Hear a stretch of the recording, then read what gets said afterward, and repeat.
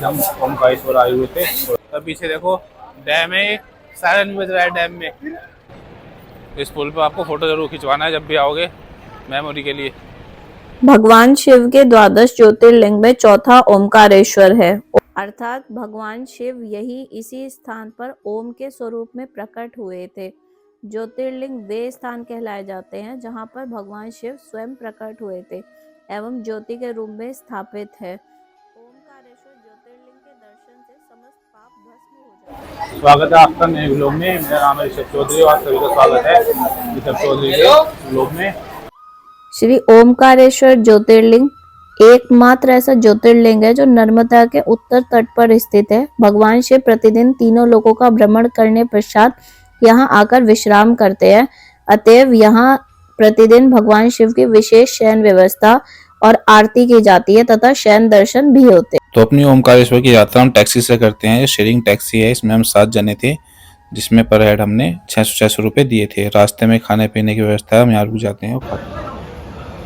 30 रुपए की प्लेट है, 2 लेगी और 20 रुपए की जलेबी दी है। अभी रास्ते में जा रहे थे तो रुके हुए हैं ओमकारेश्वर में। यहाँ से 80 किलोमीटर दूर है।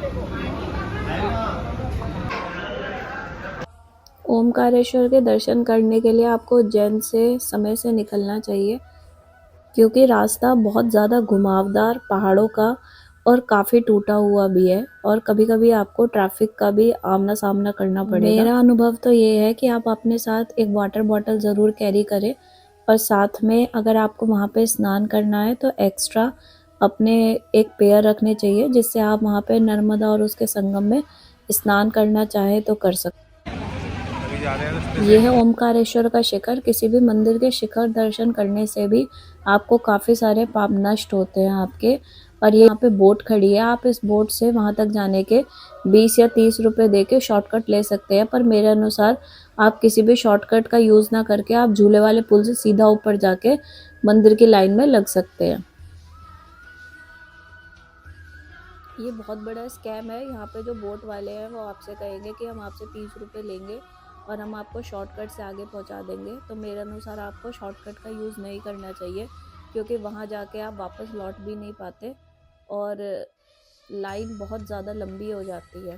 अभी हमने प्रसाद ले लिया है। ये 50 रुपए का तो आपको प्रसाद मिलेगा ऐसा, और 10 रुपए के फूल है, यहाँ से मिल जाएंगे आपको। अपने चप्पल वगैरह भी यहीं रख लेनी है और फिर सीढ़ियों से रास्ता है ऊपर जाने का। तो आज आपको दर्शन कराने वाले हैं ओमकारेश्वर के। चलो चलते हैं और की सारी जानकारी देते हैं आपको कैसे कैसे यहाँ पर आना है। चलिए भैया जयपुर से आए हैं, जयपुर से मनीष कुमावत नाम है भैया। वो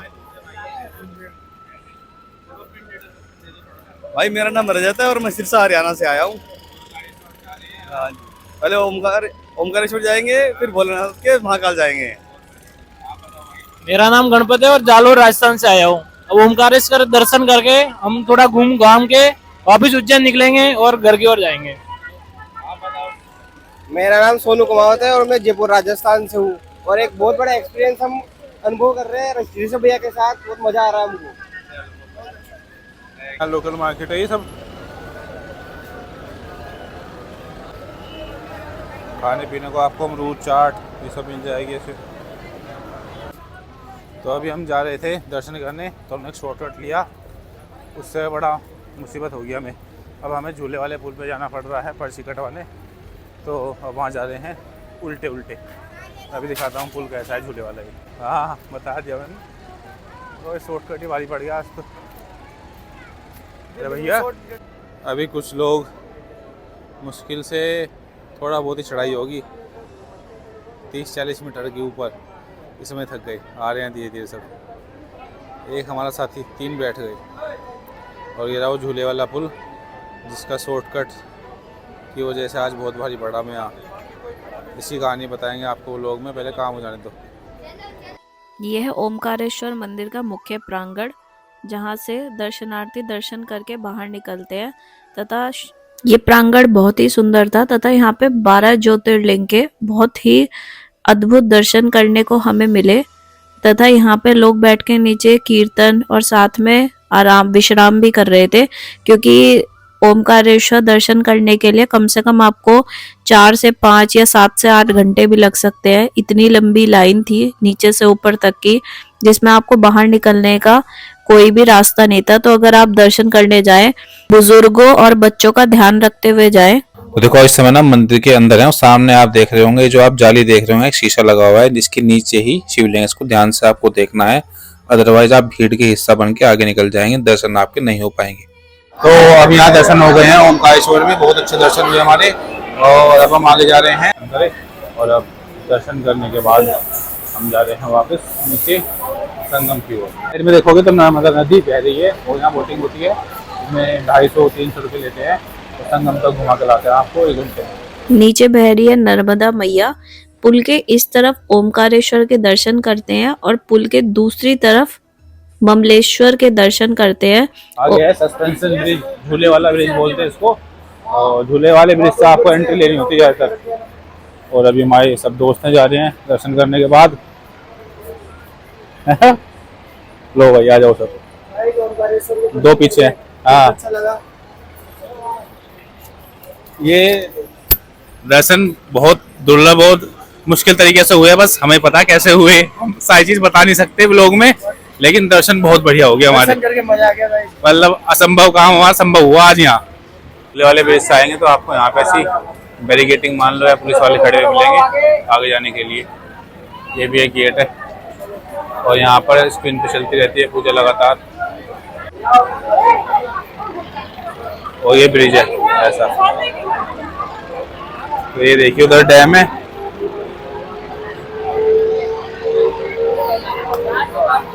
सायरन बज गया देखो। अब जा रहे हैं पुल से आगे घूमते हुए। इस पुल पे आपको फोटो जरूर खिंचवाना है जब भी आओगे, मेमोरी के लिए। दर्शन करने के बाद आपको ममलेश्वर धाम के दर्शन करने होते हैं, उसके लिए हम इस रास्ते से जाते हैं। ये मार्केट है ओमकारेश्वर मंदिर की। अब हम ममलेश्वर की ओर जा रहे हैं। और ये सब है, गर्मी बहुत होती है तो हैट वगैरह, माला, ये सब चीज़ें। और ये शालिग्राम का पत्थर होता है जो कावेरी के संगम से निकलता है। आप ये भी ले सकते हैं या संगम से निकलवा सकते हैं जब जल स्तर कम होता है। ये है ममलेश्वर महादेव मंदिर। और बताया जाता है कि अगर आप ओमकारेश्वर के दर्शन कर रहे हो उसके बाद आपको ममलेश्वर के दर्शन करना भी इम्पोर्टेंट है, जब आपकी यात्रा पूर्ण मानी जाती है। यहाँ पर ओमकारेश्वर की तरह ज़्यादा भीड़ नहीं होती, लेकिन लाइन लगी रहती है। तो अभी मंदिर में जा रहे हैं प्रसाद लेके। तो दोनों ज्योतिर्लिंग के दर्शन जब भी कंप्लीट होंगे जब हम इन दोनों के दर्शन कर लेंगे। तो यहाँ भी हमारे दर्शन कंप्लीट हो जाते हैं ममलेश्वर महादेव मंदिर के।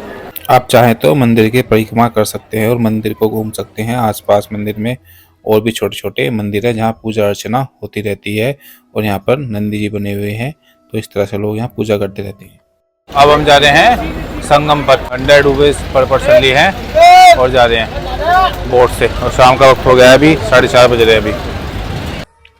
अब हम बोट में बैठ चुके हैं। हम इस समय थे 7 जने, तो हमने पूरी बोट ही बुक कर ली थी 800 रुपये में, और हम बोट में बैठ के आगे निकल पड़ते हैं। शाम के समय आपको बोटिंग करने के बहुत फ़ायदे हैं। तो आपको सनसेट देखने को मिलेगा, साथ ही साथ शाम को यहाँ का मौसम भी अच्छा रहता है और आपको ये यात्रा भी अच्छी लगेगी। धूप में थोड़ा सा गर्मी ज़्यादा रहती है। हम ये पहुँच जाते हैं संगम के पास। लोग यहाँ पर आकर भी स्नान करते हैं संगम पे। आप भी यहाँ पर स्नान कर सकते हैं। यहाँ पर नर्मदा और कावेरी नदी का संगम है, तो सब लोग यहाँ पर आते हैं और इसका दर्शन करते हैं और यहाँ से फिर वापस अपना निकल जाते हैं। साथ ही साथ लोग यहाँ से जल भी भर के ले जाते हैं संगम से। वो शुद्ध माना जाता है और अच्छा रहता है। जैसे हम वाराणसी से भरते हैं, हरिद्वार से भरते हैं, ऐसे ही यहाँ से भी हम जल लेते हैं। जल लेने के बाद आपको वापस छोड़ दिया जाता है घुमाकर थोड़ी दूर। और यहाँ पर आपको ये टेम्पल का पूरा व्यू दिखेगा, ये कितने मंजिल पे बना हुआ है। और साथ ही साथ यहाँ एक शंकराचार्य की मूर्ति बनी हुई है, बड़ी सी बहुत। वो ऊपर वहाँ उस पहाड़ पे स्थित है। और यहाँ के आप पहाड़ देखोगे अलग ही संरचना से ये बने हुए हैं, तो आपको ये यादगार रहेगी बोटिंग। तो आपको ये भी ज़रूर करनी है। तो अभी हमारे दोनों जगह के दर्शन हो गए हैं, ममलेश्वर धाम के भी, ओमकारेश्वर के भी, और बोटिंग भी हो गई, संगम भी देखा है। तो ये वो लोग समाप्त होता है। तो कोई भी जानकारी चाहिए तो आप पूछ सकते हैं। अगर वीडियो पसंद आई तो वीडियो को लाइक करना, कमेंट करना और चैनल को सब्सक्राइब करना। यहाँ पर आने के लिए आपको बस और टैक्सी दोनों की सुविधा मिलती है। टैक्सी आपसे 600 रुपये पर पर्सन लेती है आने जाने का, और बस आपसे 500 रुपये पर पर्सन लेती है आने जाने का। अगर आप सिंगल हैं, सोलो ट्रैवलर हैं, तो आप बस से भी आ सकते हैं, वरना ये आप शेयरिंग टैक्सी बुक करके आ सकते हैं। रास्ते में आपको एक शनि का नवग्रह मंदिर मिलेगा, आपको यहाँ भी दर्शन करने हैं। इसके बाद हम पहुंच जाते हैं रात को उज्जैन, क्योंकि हमारी है कल सुबह भस्म आरती जो हमें लेनी थी। तो ये व्लॉग यहीं समाप्त होता है। बाय।